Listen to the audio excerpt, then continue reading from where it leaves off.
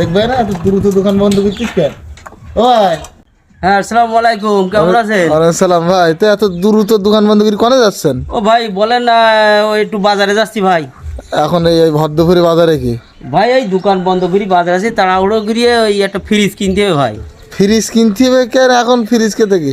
তো ফ্রিজ কিনছি কি ওই সামনে তো ঈদ, এই জন্য একটু আগাম কিনছি। ঈদের মাঝামাঝি কিনলে একটু দাম বেশি পড়ে, গরিব মানুষ তো ভাই, কি মনে এই অবস্থা। তো গরিব মানুষ তাহলে এখন ফ্রিজ কেনার দরকার কি? ভাই গরিব মানুষের সমস্যা বেশি। একজন বড় লোকের বাড়ি ওই গোশ থুতি গেলি, মাছ থুতি গেলি, তারা থুতি চায় না ভাই। কেন ফ্রিজ নাই ভাই?